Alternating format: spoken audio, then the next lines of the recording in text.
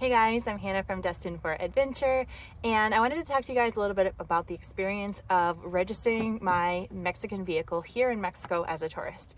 So I'm in a couple of Facebook groups that have been pretty helpful for me in this process, but a lot of people were telling me it's not possible to do. And if you know anything about Mexico, you should know that it is always possible to do something in Mexico. It's just a question of how. And I have this mindset because I have lived in Mexico before, so I know how things work here. So I knew that there would be a way. I just didn't know what it was, and I spent hours researching this. So I put a lot of work into figuring out how to make it work. I have made it work, and I want to share this information with you because I see this question being asked all the time in these Facebook groups. So I want to help you guys, future travelers in Mexico who want to purchase a vehicle here as a tourist and register it in your own name. If someone tells you it can't be done, let me tell you, that is not correct. Now, the first thing I found out was that in the state of, I believe it was Guanajuato, you can register a Mexican vehicle in your name. I said, yay! And I found a gestor, which is kind of an intermediary that goes between you, the purchaser of the vehicle, and the governmental agencies required to register the vehicle. And they kind of make sure everything goes well, and you pay them a small fee, and they handle everything for you. So that can be a really good process, a really good kind of way to do it. And I ended up using a gestor. Unfortunately, it so happened that the exact same week that I bought my van, Guanajuato decided that they are no longer allowing tourists to register vehicles in their name. Bummer. But I knew that if there was one state that allowed it, certainly there would be others. And I've come across two that do allow foreigners as tourists to register a vehicle in their name. And those are the states of Guerrero and Veracruz. Now, there might be others. I don't know. I can't speak for those other states personally. I will tell you that I am not living in Guerrero or Veracruz, but I was still able to register the vehicle in my name. So that was a huge help. I'm actually living in the state of Nuevo León right now. I have an apartment for less than a week, and then I move into the van full time. I've had this apartment for the last couple of months, and this has been something that I've wanted to do. So yeah. Okay, so basically the way it works, you probably want to know how much does it cost, how long does it take, what do you need, right? Okay, how much it costs? Oh gosh, I should have looked this up before I made this video, but I believe I paid around $200 US for them to handle everything. That includes shipping me the license plates and tarjeta de circulación, which is kind of like the registration for the year, to my house with, I think they shipped it with FedEx, or maybe it was DHL. I think it was FedEx.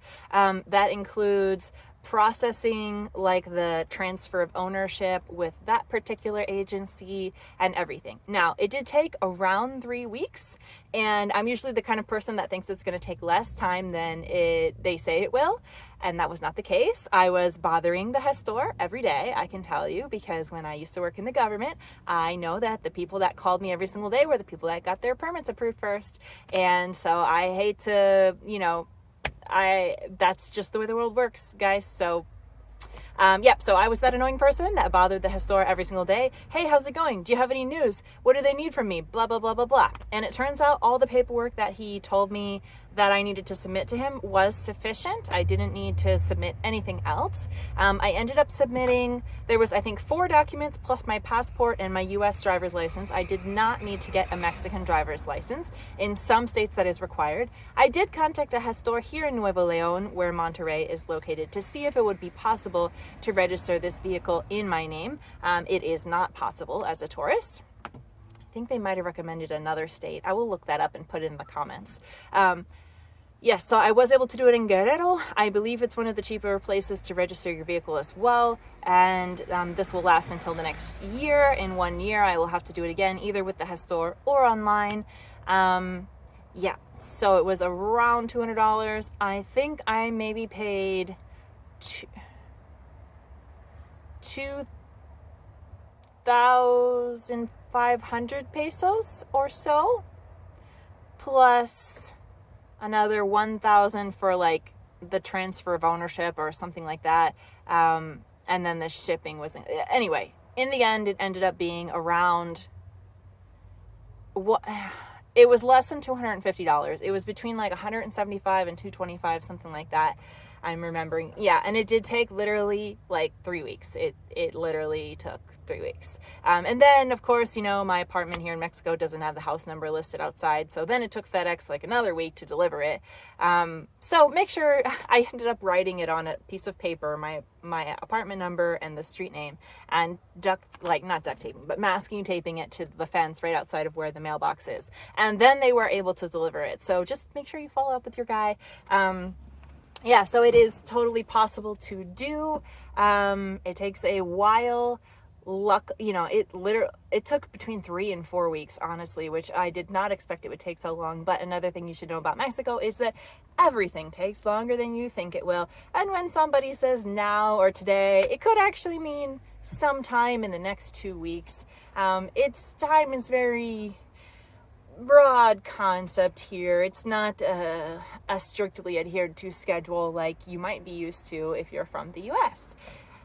So something to get used to here in Mexico, but yeah, totally possible to do. I will drop the information for the gestor that I use down below. Now, I'm pretty sure he only speaks Spanish, so that's something to consider. He does do a lot of communication over WhatsApp, so I'm sure you could use Google Translate, except for when he sends you an audio. But yeah, shouldn't be an issue. I'm also happy to facilitate that for you and kind of be the intermediary translator between you and the gestor if that's something that you would be looking for. So just shoot me an email. I've got my contact information on this page. But yeah, I've got the license plates. Everything's legit. There's like a sticker you have to put in your window. So I'm ready. I have everything I need. I'm ready to hit the road. I'm just cleaning the van today and getting all the details ready. But I wanted to let you know it is possible to register a vehicle in your name as a tourist in Mexico. It is legal. So if I did it, you can do it. All right, guys, hit me up with your questions in the comment section. The groups that you might want to check out that have been super helpful for me are On the Road in Mexico on Facebook. There's also Pan American Travels, I think it's called. Those are the two main ones. There might be some others, but those have been, yeah, very active and full of really good tips and kind of pointing me in the right direction. There are other services out there of other people who provide, who do something like this. I unfortunately did not have almost $800 to pay that person, even though I'm sure they provide a wonderful service and are very good at what they do. And of course, everybody has to make money, but unfortunately I am on a very small budget. So I had to find another way. And I did that by finding a gestor on Facebook. Yeah. All right, guys, have a great day. Safe travel. See you guys in the next video. Hey friends, if you enjoyed this video, be sure to drop us a like, leave a comment below, subscribe, and hit that notifications bell so you'll be in the loop for all of our future videos. Can't wait to share our adventures with you. See you in the next one.